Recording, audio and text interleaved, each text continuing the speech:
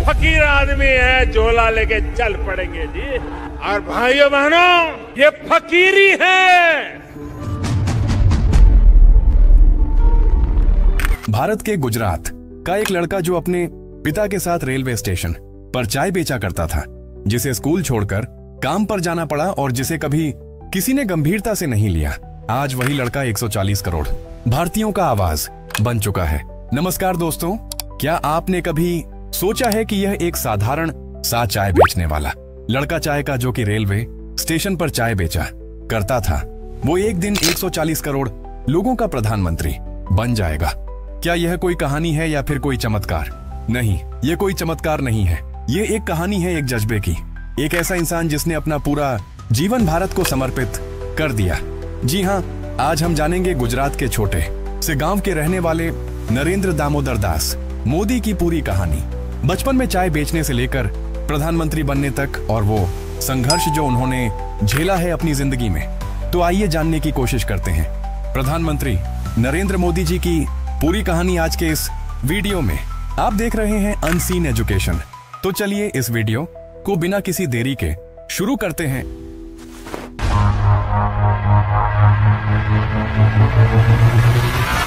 दिन था 17 सितंबर 1950। नरेंद्र मोदी भारत में गुजरात के महासाना डिस्ट्रिक्ट के अंदर वीरनगर गांव में एक गरीब परिवार में जन्म लेते हैं। इनके माता का नाम हीराबेन मोदी और पिता का नाम था दामोदर दास मूलचंद मोदी। हीराबेन मोदी और दामोदर दास मोदी के 6 बच्चे थे। नरेंद्र मोदी अपने 6 भाई बहनों में तीसरे नंबर पर थे। वह बताते हैं कि कैसे बचपन में उनके पिता वन की गुजरात नगर रेलवे स्टेशन पर चाय बेचा करते थे और मोदी जी अपने पिता की मदद किया करते थे, जहां मोदी जी भी ट्रेन के डब्बों में जाकर चाय बेचा करते थे। ट्रेन में ही अलग अलग लोगों के साथ बातचीत करते करते उनकी हिंदी शुरू से ही काफी अच्छी हो गई थी।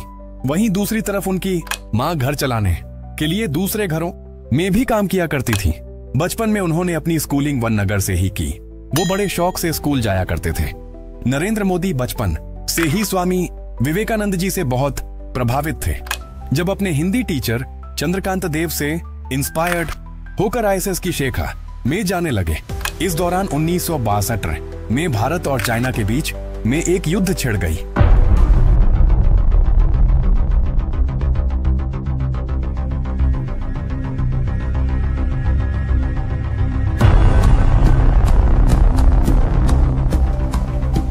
इस युद्ध में भारत की हार ने मोदी जी को झकझोर कर रख दिया। इसी दौरान 17 साल की उम्र में नरेंद्र मोदी की यशोदा बहन चमन लाल से शादी करवा दी गई। छोटी उम्र से ही उनमें देशभक्ति और देश प्रेम कूट कूट कर भरा था। युद्ध के दौरान उन्होंने सैनिकों को चाय भी पिलाई थी। नरेंद्र मोदी का मानना था कि वह घर परिवार में उलझकर यह सब नहीं कर पाए, इसलिए शादी के कुछ ही समय बाद उन्होंने घर से दूर जाने का फैसला किया। ये फकीरी है जिसने मुझे गरीबों के लिए लड़ने की ताकत दी। जीऊंगा तो आपके लिए, जूझता रहूंगा तो आपके लिए, जी जान से खपता रहूंगा तो आपके लिए। 22 अप्रैल को जम्मू कश्मीर के पहलगाम में मासूम देशवासियों को जिस बेरहमी से मारा है, पूरा देश व्यथित है। 40 करोड़ भारतवासियों के सपनों के लिए जी रहा हूँ, जीता हूँ, जीना चाहता हूं। 1967 में नरेंद्र मोदी ने छोटी उम्र से ही अपना पारिवारिक जीवन त्याग दिया। घर त्याग कर वो फिर अलग अलग राज्यों में ट्रैवलिंग भी किया करते थे।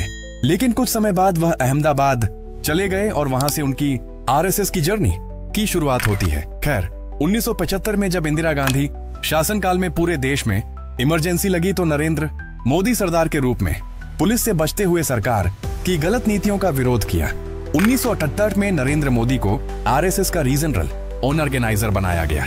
उनको फिर बाद में गुजरात से दिल्ली भेजा गया। इस दौरान उन्होंने एक किताब भी लिखी। उस किताब का नाम था संघर्ष मां गुजरात।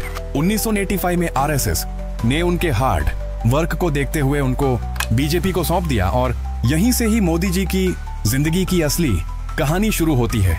इस दौरान वह अटल बिहारी वाजपेयी के बहुत करीब आ गए। पार्टी में काम करते वक्त वो उनसे बहुत कुछ सीखते थे।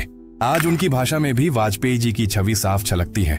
का खेल तो चलेगा, सरकारें आएंगी जाएंगी, पार्टियां बनेगी। महाबाहु ब्रह्मपुत्र से जलमार्ग कनेक्टिविटी को लेकर 1990 में मोदी जी को बीजेपी के नेशनल इलेक्शन कमेटी में किया गया। इसी के चलते 1945 में गुजरात असेंबली में बीजेपी इलेक्शन ने एक बहुत बड़ी जीत हासिल की। 2014 हो या 2019 हो, पीएम पद के शपथ ग्रहण समारोह में भी उनके फैमिली का कोई भी मेंबर दिखाई नहीं दिया। वो कहते हैं कि पूरा देश ही उनका परिवार है, हर भारतीय नागरिक उनका भाई और बहन है, उनका जो कुछ भी है वह सब उनके देशवासियों का है। रहूंगा तो आपके लिए, जी जान से खपता रहूंगा तो आपके लिए। अब कुछ लोग कहेंगे कि 2014 और 2019 में नरेंद्र मोदी इंडिया के प्रधानमंत्री बने थे, लेकिन इंडिया में कोई बदलाव नहीं लाया।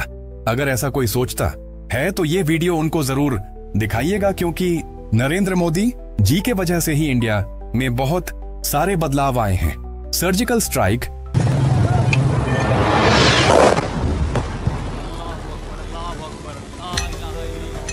आर्टिकल 370 और अयोध्या में मोदी की वजह से ही श्री राम जी का भव्य मंदिर बन पाया है। और भी राम भारत का आधार है, राम भारत का विचार है, राम भारत का विधान है, राम भारत की चेतना है, राम भारत का चिंतन है, राम भारत की प्रतिष्ठा है, राम भारत का प्रताप है। ऐसे डिसीजंस लिए हैं नरेंद्र मोदी ने।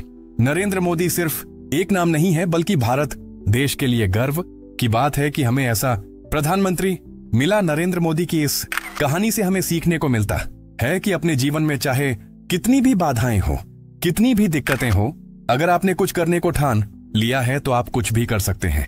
उम्मीद है आपको यह वीडियो अच्छी लगी होगी। आज के लिए बस इतना ही, फिर मिलते हैं किसी अगले वीडियो में नए टॉपिक के साथ। बहुत बहुत धन्यवाद।